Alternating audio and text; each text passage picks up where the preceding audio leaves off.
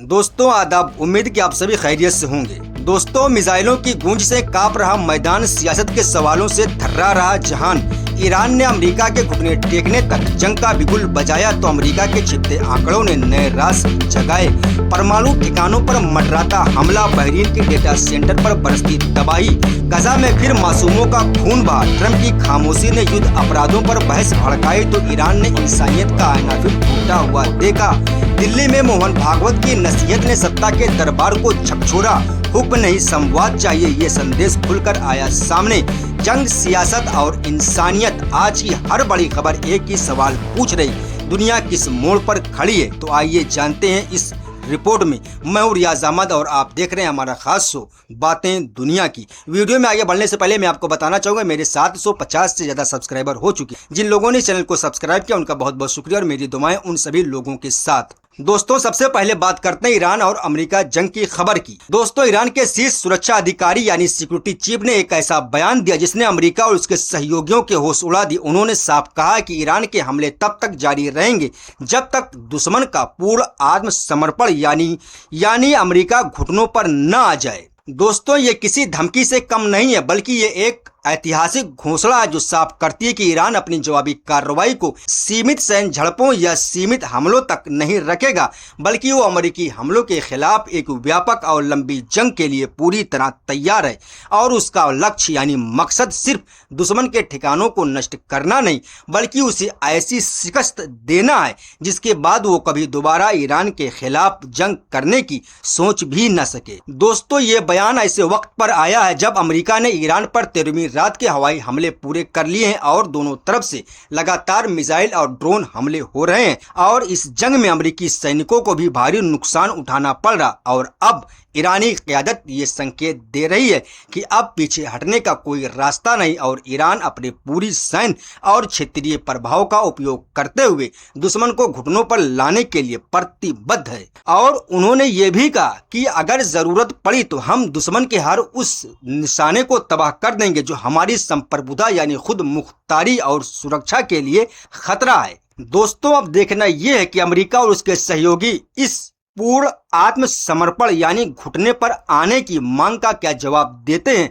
क्योंकि अगर अमेरिका ने अपनी सैन्य कार्रवाई जारी रखी तो ये जंग और भी लंबी और खूनी हो सकती है, जिसके परिणाम न सिर्फ पूरे मिडिल ईस्ट बल्कि पूरी दुनिया को भुगतने पड़ सकते हैं। दोस्तों, बातें अगली खबर पर जो अमेरिका से है। अमेरिकी रक्षा विभाग यानी पेंटागन की ओर से जारी किए जाने वाले कैजुअलिटी ट्रैकर यानी जंग में मरने वालों का आधिकारिक ब्यौरा से अचानक अमेरिकी सैन्य मौतों के आंकड़े गायब हो गए और इसे तकनीकी खराबी बताकर टाला जा रहा, लेकिन इस पर गहरी नजर डाली जा रही क्योंकि ये आंकड़े लंबे समय से ठीक नहीं किए गए और अब तक साफ जवाब नहीं दिया गया। और आखिर ये तकनीकी समस्या इतने दिनों तक क्यों बनी रही है, जबकि पहले पेंटागन नियमित रूप से इन आंकड़ों को अपडेट करता था, लेकिन जब से ईरान के खिलाफ अमेरिकी हमले शुरू हुए तब से हताहतों का आंकड़ा अचानक गायब हो गया और फिर कभी दोबारा पूरी तरह से अपडेट नहीं किया गया, जिससे सवाल उठ रहे कि क्या अमेरिकी सरकार अपने सैनिकों की मौत और घायलों की असली संख्या को जनता से छिपा रही है, क्योंकि पिछली रिपोर्ट्स के मुताबिक ईरान के साथ चल रही जंग में अब तक 14 अमेरिकी सैनिकों की मौत हो चुकी है और 414 से अधिक सैनिक घायल हुए हैं, जिनमें से कई ब्रेन इंजरी का शिकार हुए और इनमें से कई गंभीर रूप से घायल सैनिकों को युद्ध क्षेत्र से बाहर निकलना भी पड़ा है। और अब जब ये तकनीकी खराबी आई है तो लोगों को डर है कि शायद पेंटागन जनता को ये बताने से बचा रहा है कि जंग की असली कीमत क्या है, क्योंकि हर नए हमले के साथ अमेरिकी सैनिकों की मौत और चोटों की संख्या बढ़ रही और पेंटागन इसे छिपाने की कोशिश कर रहा है। वहीं दूसरी तरफ न्यूयॉर्क पोस्ट की एक रिपोर्ट ने अमेरिकी सैन्य योजनाओं को लेकर एक बड़ी चेतावनी जारी की। रिपोर्ट के अनुसार अमेरिका संभावित रूप से ईरान की परमाणु सुविधाओं को निशाना बनाने के लिए एक बड़े अभियान की तैयारी कर रहा है। हालांकि सैन्य विश्लेषकों यानी तज्जियाकारों ने चेतावनी दी है कि इस तरह का मिशन अत्यंत जोखिम भरा होगा और इसके लिए भारी संसाधनों की आवश्यकता होगी, क्योंकि ईरानी परमाणु सुविधाएं पूरी तरह सुरक्षित हैं और वे जमीन के अंदर गहराई में स्थित है और ईरान के एयर डिफेंस सिस्टम अत्याधुनिक है, जिसने पहले ही अमेरिकी और इजरायली हमलों को नाकाम करने की क्षमता का मुजाहरा किया है। रिपोर्ट में कहा गया कि अगर अमेरिका ईरानी परमाणु ठिकानों पर हमला करता है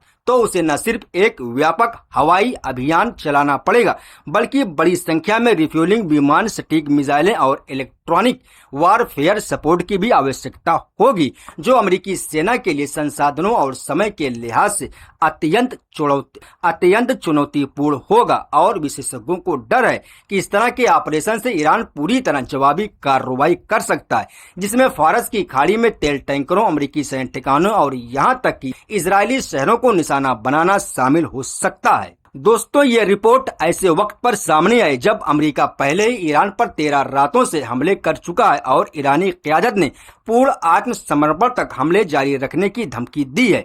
और ईरानी परमाणु सुविधाओं पर संभावित हमला इस जंग को एक नए और अत्यंत खतरनाक स्तर पर ले जा सकता है, जहां सिर्फ एक क्षेत्रीय संघर्ष नहीं बल्कि एक वैश्विक संकट बन सकता है, क्योंकि ईरान ने साफ कर दिया है कि वो किसी भी परमाणु सुविधा पर हमले को अपने अस्तित्व के लिए खतरा मानेगा और उसका जवाब बेहद कठोर देगा। दोस्तों, बढ़ते हैं अगली खबर की तरफ। दोस्तों, अमेरिकी राष्ट्रपति डोनाल्ड ट्रंप ने हाल ही में एक न्यूयॉर्क टाइम्स के पत्रकार के सवाल का जवाब देने से साफ इनकार कर दिया, जब उनसे पूछा गया क्या ईरानी नागरिक बुनियादी ढांचे जिसमें पुल, बिजली संयंत्र शामिल है, बमबारी की धमकी सभ्य दुनिया के मानकों के हिसाब से एक युद्ध अपराध यानी वार क्राइम नहीं मानी जाएगी। ट्रंप ने इस मुद्दे पर कोई जवाब देने के बजाय कहा, मैं इस सवाल का जवाब नहीं दूंगा। और फिर उन्होंने पत्रकारों से पूछा कि वे किस संस्थान से हैं, और जब पत्रकार ने बताया कि न्यूयॉर्क टाइम्स से, तो ट्रंप ने कहा, मुझे यही लगा था कि ये असफल न्यूयॉर्क टाइम है। और इस तरह उन्होंने सवाल की वैधता को संबोधित करने के बजाय उसके स्रोत पर हमला करके उसे बदनाम करने की कोशिश की। ये घटना ऐसे वक्त पर हुई है जब अमेरिकी सेना ईरान पर लगातार हमले कर रहा और ईरानी नागरिक इलाकों को भी निशाना बनाया जा रहा है। दोस्तों, वहीं दूसरी तरफ फारस समाचार न्यूज एजेंसी ने उपग्रह तस्वीरें जारी की, जिसमें ईरानी मिसाइल को बहरीन में अमेजन डेटा सेंटर की तीसरी इमारतों को निशाना बनाते हुए दिखाया गया। और ये ईरान के ऑपरेशन नस्र 2 की 24वीं लहर का हिस्सा था, जिसमें ईरानी सशस्त्र बलों ने इस डेटा सेंटर को कोर इंफ्रास्ट्रक्चर को नष्ट करने का दावा किया है। दोस्तों, ये हमला उस नई रणनीति का हिस्सा है जिसमें ईरान अब सिर्फ सैन्य ठिकानों को नहीं बल्कि उन नागरिक सैन्य सुविधाओं को भी निशाना बना रहा जो अमेरिकी युद्ध मशीन को सपोर्ट करती हैं। और अमेजन जैसी बड़ी टेक्नोलॉजी कंपनी के डेटा सेंटर को नष्ट करना दिखाता है कि ईरान अब अमेरिकी सैन्य औद्योगिक परिसर के हर उस हिस्से को निशाना बना सकता है जो अमेरिकी क्षेत्रीय उपस्थिति और सैन्य संचालन के लिए जरूरी है। दोस्तों, अब आगे इस वीडियो में बढ़ते हैं फलस्तीन की, जहां गजा पट्टी के दक्षिणी हिस्से में स्थित खान यूनिस शहर से एक और दिल दहला देने वाली खबर सामने आई है। इजरायली हमले ने एक रिहायशी इमारत को निशाना बनाया, जिसमें कम से कम 2 फलस्तीनी नागरिक मारे गए और कई दूसरे घायल हो गए हैं, जिन्हें निकटतम अस्पतालों में पहुंचाया गया, जबकि मलबे के नीचे अभी भी कुछ लोगों के दबे होने की आशंका जताई जा रही है। दोस्तों, ये हमला ऐसे वक्त पर हुआ है जब खान यूनिस में पहले से ही विस्थापित फलस्तीनी परिवारों, स्कूलों, अस्थायी तंबुओं और खंडर में रह रहे हैं। और इजरायली सेना का दावा है कि वो आतंकवादी ठिकानों को निशाना बना रही, लेकिन हर बार की तरह इस हमले का शिकार मासूम परिवार और उनके घर बने, क्योंकि इस इमारत में कोई सैन्य प्रतिष्ठान मौजूद नहीं था। और स्थानीय रिपोर्ट्स के अनुसार हमले में 2 बुजुर्ग शहीद हुए और कई बच्चे घायल हुए हैं। इस हमले के बाद खान यूनिस के अस्पताल में आपातकाल घोषित कर दिया गया, क्योंकि दवाओं और बिस्तरों की भारी कमी के कारण डॉक्टर घायलों का इलाज करने में संघर्ष कर रहे हैं। और उस जारी नाकाबंदी का नतीजा जो गजा को दवाओं, ईंधन और राहत सामग्री से वंचित रखती है। दोस्तों, अब बात करते हैं भारत की। दोस्तों, आरएसएस प्रमुख मोहन भागवत एक महत्वपूर्ण बयान में मोदी सरकार को अहम नसीहत दी है और उन्होंने इशारों में कहा कि सरकार को अपनी शैली बदलनी पड़ेगी, क्योंकि नई पीढ़ी अब बिना सवाल पूछे सब कुछ नहीं मान लेती। वे कारण और तर्क चाहती हैं और आज की युवा उन्हीं नेताओं और व्यवस्थाओं पर भरोसा करते हैं जो उनके साथ संवाद करते हैं, न कि सिर्फ हुक्म चलाते हैं। भागवत ने साफ कहा कि बहुत अधिक अपनापन देने की जरूरत है, समय देने और संवाद करने की जरूरत। यानी मोहन भागवत ने साफ इशारा दिया कि मौजूदा सरकार की कार्यशैली में कुछ कमियां हैं, खासकर युवाओं से जुड़ने और उनकी आवाज सुनने के मामले में। दोस्तों, मोहन भागवत का यह बयान सरकार के लिए एक चेतावनी जैसा है कि अगर उसने अपनी बातचीत और सुनने की कला नहीं सुधारी तो आने वाले दिनों में उसे और भी बड़ी चुनौतियों का सामना करना पड़ सकता है, क्योंकि आज की नई पीढ़ी वही है जो कल देश का मुस्तकबिल तय करेगी। बहुत बहुत शुक्रिया, मिलता है अगली वीडियो में, तो अपना ख्याल रखिएगा। अल्लाह हाफिज।